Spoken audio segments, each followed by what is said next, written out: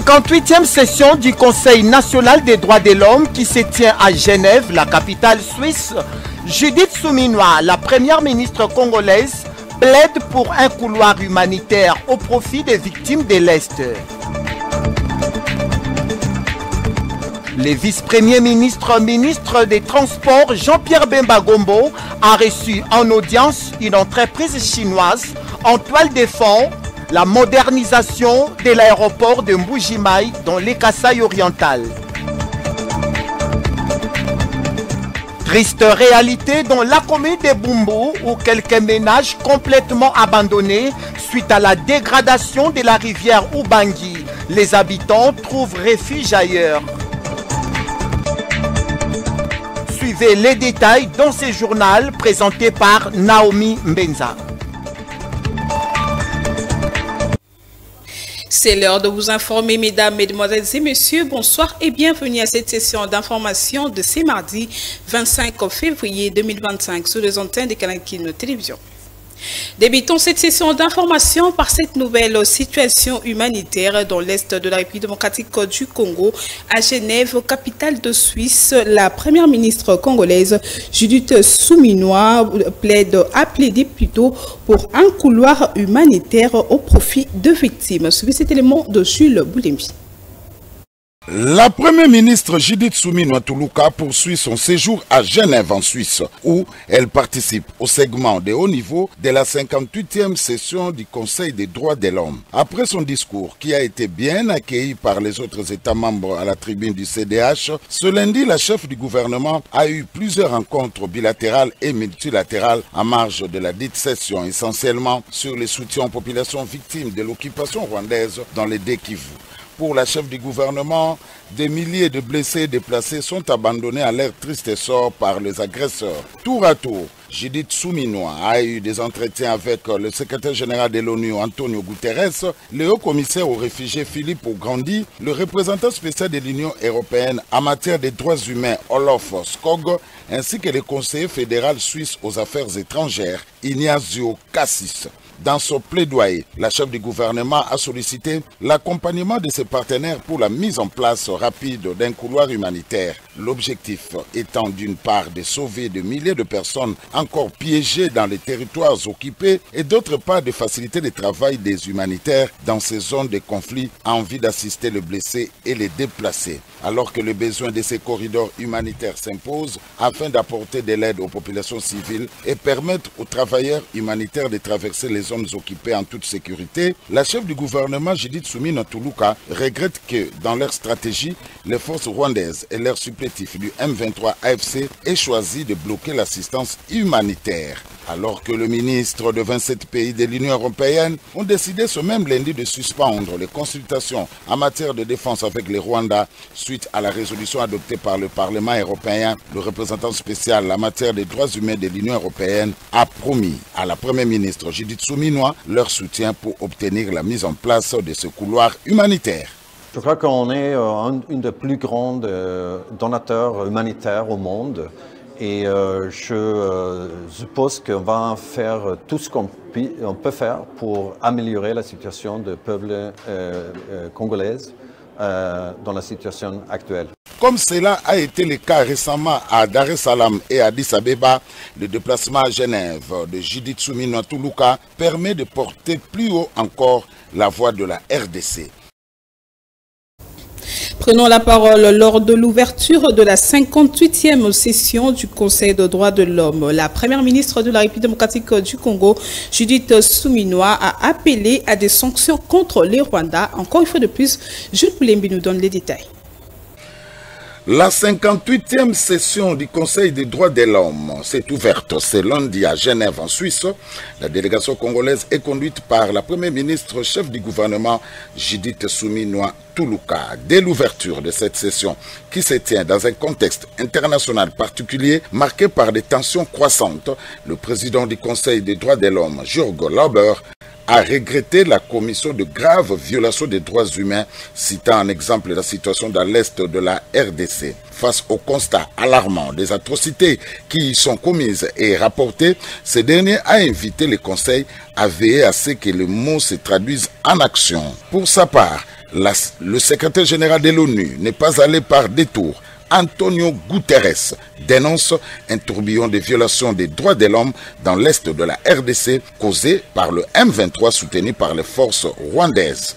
Prenant la parole du haut du segment de haut niveau de la 58e session du Conseil des droits de l'homme qui s'est ouvert ce jour à Genève, en Suisse, représentant le président de la République Félix Antoine Tshisekedi Tshilombo à ses assises de l'organe principal de l'ONU en matière de défense des droits de l'homme, la première ministre a avant tout exprimé la gratitude de la RDC au regard de la diligence avec laquelle la requête de son gouvernement a été traitée en février dernier. Dans ce mot, elle a réaffirmé l'engagement de son gouvernement à faciliter le travail de la commission d'enquête indépendante qui sera mise sur pied pour documenter les violations des droits de l'homme et du droit international humanitaire dans les provinces du Nord et Sud Kivu, conformément à la résolution adoptée le 7 février. Nous en appelons à des sanctions dissuasives pour permettre de restaurer l'ordre et la sécurité et protéger ainsi des milliers de Congolais vivant à Goma, Bukavu et dans d'autres localités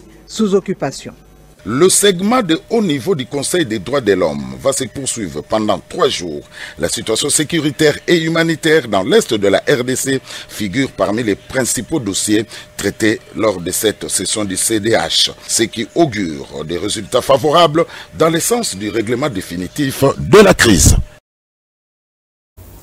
Tout à fait autre chose, l'aéroport de Mbuji-Mayi sera bientôt prêt à accueillir de gros porteurs avec de travaux de modernisation en phase finale. C'est ce qui ressort de l'entretien entre le vice-premier ministre, ministre de Transport Jean-Pierre Bemba Gombo et une délégation d'une firme chinoise. Mario Ambongo nous donne les détails. Le vice-premier ministre, ministre des Transports, voies de communication et les enclavements, Jean-Pierre Bemba, a reçu dans son cabinet ce lundi 24 février une délégation de la firme chinoise China Jiangqing Corporation en charge des travaux de modernisation et de rénovation à l'aéroport de Mbuji-Mayi. That's why our Vice President, Mr. Lee, also come here to visit the minister. L'entreprise China Jiangxi accorde beaucoup d'attention au projet de l'aéroport de Mbuji-Mayi.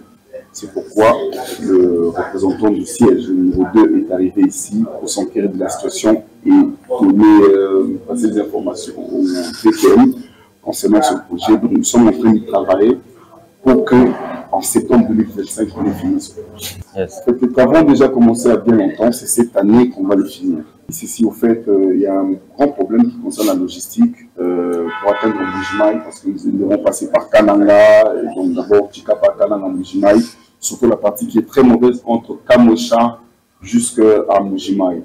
Alors, dès que cet aéroport sera fini, l'aéroport de Mbuji-Mayi la piste pourra recevoir des gros tonnages, de gros aéronefs, porteurs qui pourront atterrir et décoller. Ça sera un avantage pour la population de Mbuji-Mayi. Michael Chang a également indiqué que les travaux ont pris un léger retard en raison des difficultés liées aux livraisons de matériel causées par l'état dégradant de la route entre Kamwesha et Mbuji-Mayi. Cependant, une fois l'aéroport achevé, la piste sera capable d'accueillir les aéronefs de grand tonnage. Sachez également que le directeur général à l'intérim de Transco, Sylvestre Bilambo, a pu mettre la main sur 2 individus apparemment travaillant à Transco, mais qui ont utilisé l'un des bus de cette entreprise au public afin de courses commerciales sans autorisation de la hiérarchie ni la feuille de route. Suivez. Assis à même le sol, ces 3 personnes ont enfreint le règlement d'ordre intérieur de l'entreprise Transco. Parmi eux se trouve un intrus qui ne travaille pas, mais qui percevait de l'argent dans le bus en vendant des faux billets. Les explications. Les choses graves, numéro matricule, le régulateur va dire, ça va déjà. Le numéro va dire, il y a une coutume, mais c'est eux. Elle a joué avant les balais. Elle a bango, on va prendre la bango. La boutique, on a des coups. Quand on a ça, il y a des coups à faire en Poloco. Il y a des coups à faire. C'est arrivé dans la vérité. Habillé ça ma vérité, c'était déjà la désert. Donc, ngai naza innocent, après ça il n'a pas après ça un corps oyo, ils allaient la terre, il y a compris. Voilà la désert. On va te commis un oyo, moi il là là, c'est ça que il y a la police, là il y a la tongo. Il y a consigné qui va nous balayer, commissariat où ils ont De son côté, le directeur général de cette entreprise, Sylvestre Bilambo Likwe, a lancé une mise en garde sévère aux travailleurs. Ceux qui sont encore dans ces pratiques mafieuses doivent cesser. Plus rien ne sera comme avant. Papa, donc ça la plainte parce que vous aussi société tinacé. Bafoute ba capitaine donc. Toi la presse a arrêté ba monde. Toi la sociale puis d'abord les catholiques et là déjà très social. Après c'est donc Koufa donc on retrouve des policiers que l'État doit soutenir Bisso pour tout tomber l'école. Moi mon cœur au quota pour maintenir l'équilibre pour se détruire. Hein? Pour ça nos plaintes pour nous samba. Oh non ça vous y va Bisso pour nous avoir ça. Hein? Je demande au service juridique de poursuivre et à tous les personnels, tous ceux qui sont encore dans de telles pratiques, qu'ils s'en débarrassent une fois pour toutes. Ça, c'est une nouvelle. C'est la tolérance zéro. Et c'est même lundi, un autre réseau d'agents sulfureux a été démantelé. Il s'agit d'un conducteur et un percepteur qui ont fait sortir du dépôt de Transco le bus numéro 685 de manière frauduleuse. Le directeur général Sylvestre Bilambo explique et met en garde contre les mauvaises pratiques. Maru Ambongo pour ce reportage. Outil on va passer des opportunités sur la population mobilité exactement comme ma poche ya batou pas misaka ba bus à l'encontre ya ba règlement en complicité avec la sécurité na batou mususu ba conduire mususu ba pesa ba ni oh alors pesa ba billet ba mususu ba misaka ba ticket ya bango ba tekaka et puis moi tout monde bango ba kanyi bango na kati ba ni moto la moto sika zali a changer mentalité moto la moto bongisa sika force ya travail watu otombola kita école oh zali guerre mususu zali ko mener l'état congolais. Parce que la pression responsabilité au Souma école au sala musala l'état d'aller au foot ata ils allaient moquer et Souma au boyo au quitter au démissionner sur le boyo du foot wana au sala moment là mais quoi qu'on peut c'est local l'état au bimisa yango au sala on prend la yo moko peut ko détruire ko yibala ba pièce au bimala contre la procédure établie wala so bobo yango moto nyoso a dénoncer ma bé wala tozo esika moko pe to retourner ensemble na sengi na bino ko batela outil oyo pe lobi tozo suma kasi ya ko bakisa ebele l'état ko tama boko to ya pona ko bongisa alors moto na moto bongisa esika ya musala wala to ko kana bien et puis to ko contribuer pona essor ya société biso pour école. Merci bien. Et le bourgmestre de la commune de Kinshasa, Bienvenu Mbali Bimfama, a fait le point concernant les dossiers du marché Tipka. Le premier citoyen de cette municipalité a donné les éclaircissements relatifs à la gestion de ces marchés. Il est au micro de Nancy Mianda. Bon, je ne sais pas quelle est la nature de ces rumeurs-là, mais en ce qui concerne la gestion de l'espace Tipka, laissez-moi vous donner quelques éclaircissements. Jadis, cet espace était totalement géré par la commune de Kinshasa. Il fut un moment où, lorsque les travaux... En ce qui concerne ma juridiction, le mariage est très bon entre la population et le bourgmestre. Nous sommes ensemble avec des travaux d'intérêt communautaire, le salon, et ainsi de suite. Ma porte a toujours été grandement ouverte tout le monde. Alors, dans la communauté, je sais qu'il y a besoin de voir son bourgmestre, de voir sans problème. Donc nous n'avons pas de problème. Je demande seulement à la population de ne pas se fier en eux-mêmes. Il y a trop de vendeurs de vent qui racontent des histoires qui ne tiennent pas debout et que la population continue à faire confiance à son bourgmestre. Si elle a des préoccupations, elle sait là où frapper, elle peut venir, on va donner des éclaircissements. En ce qui concerne l'espace, la partie qui est gérée par la commune, il n'y a pas de problème, le bourgmestre n'a pas de problème, qu'elle ne se fie pas à tout ce que les gens de mauvaises sont en train de raconter, ceux-là qui ne veulent pas que cette commune puisse se développer. Parlons société à présent. Quelques maisons abandonnées dans le quartier Ubangui, situé dans la commune de Bumbu. Pour la plupart de ces maisons construites dans ces endroits peu fragiles, résultat, face à la pluie et à immondices, les habitants ont pu quitter ces lieux. Suivez cet élément de Bénédicte Diavangama sous les images de Shoming Kassiama. Au quartier Ubangui, dans la commune de Bumbu, les populations ont abandonné leurs maisons suite à des inondations provoquées par une petite rivière de la place lors de pluies précédentes. Cette rivière n'a jamais été curée et transformée en un dépotoir public par les habitants de la commune. Impossible d'habiter suite à cette transformation, au risque de tomber malade, les écoles fermées, les maisons abandonnées, les mauvaises herbes ont envahi les avenirs. Et là, on avait beaucoup plus d'une inondation. Nous ne comprenons rien. Généralement, à Kinshasa, c'est toujours pareil. Lors de la campagne électorale, plusieurs candidats députés sont passés ici en nous promettant de revenir pour aider l'exécutif afin de moderniser cet endroit. Malheureusement, après les élections, personne n'est revenu pour honorer sa promesse. Mais ici, un des habitants du coin a fait pratiquement le nettoyage avec ses propres frais. Ni le bourgmestre, ni l'État, personne ne nous a assistés. Aujourd'hui, nous sommes contraints de quitter nos maisons, de les abandonner à la suite des inondations. On ne sait pas tous ces gens qui disent qu'ils sont basés sur ma vision chef de l'État. Vision, on toujours baptisé à Maloba, toujours soutenir vision dans l'action. La question à se poser est celle de savoir qui leur a donné l'autorisation de construire. Au dur de certains d'entre eux, ils ont bel bien leur titre de propriétaire. Restons toujours en société profondément indignés suite au délabrement de Zabnu Mavungu, Pumbu et Tumba au quartier Moular situé dans la commune de Bondalungwa. Les habitants de ce coin de la ville, ne faisant en aucun cas preuve de retenue, invitent les autorités urbaines à prendre ses responsabilités. Reportage de Jacobo Sekuta sur les images de Shominga Kassiama.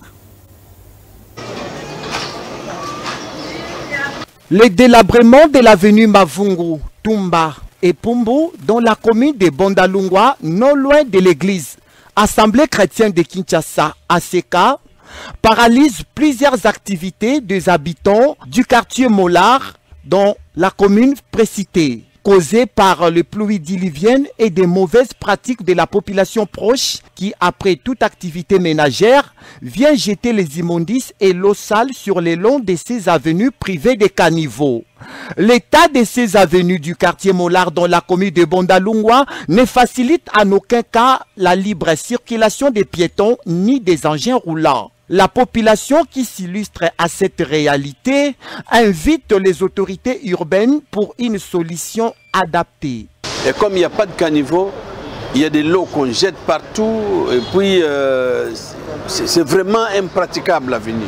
Nous demandons au chef du quartier de descendre, bien au bourgmestre de Bondalungwa, de descendre voir. Les conseils que moi je peux donner à la population, c'est de barrer la route aux grands véhicules qui partent prendre des sables, hein, qui ne passent plus sur cette avenue. Parce que c'est sale, vraiment c'est sale, très sale. Et la route est abîmée. Parce qu'ils passaient par ACK a barré la route. Alors ils ont contourné vers la police pour prendre notre avenue. Et moi j'insiste que le bourgmestre passe par là. Je demande aux jeunes gens de Bondalungwa qui sont sur l'avenue, qu'on puisse se mobiliser une seule fois, qu'on arrange la route, qu'on arrange notre avenue. Les services spécialisés d'entretien routier de la commune de Bondalungwa sont également invités à prendre ses responsabilités.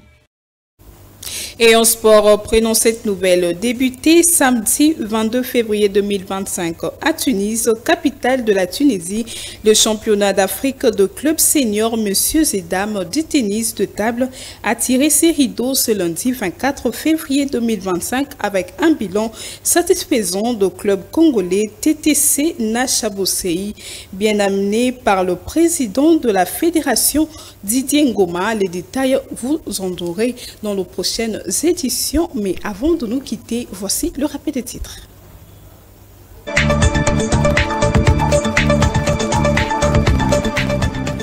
58e session du Conseil national des droits de l'homme qui se tient à Genève, la capitale suisse. Judith Suminwa, la première ministre congolaise, plaide pour un couloir humanitaire au profit des victimes de l'Est. Le vice-premier ministre des Transports, Jean-Pierre Bemba Gombo, a reçu en audience une entreprise chinoise en toile de fond la modernisation de l'aéroport de Mbuji-Mayi dans les Kasaï oriental. Triste réalité dans la commune de Bumbu où quelques ménages complètement abandonnés suite à la dégradation de la rivière Ubangi. Les habitants trouvent refuge ailleurs. Ce journal est complètement fini. Une édition de Non Simianda réalisée par Freddy Tonkidi. Quant à moi, je vous retrouve demain sur la même chaîne à la même heure. D'ici là, portez-vous bien. Au revoir.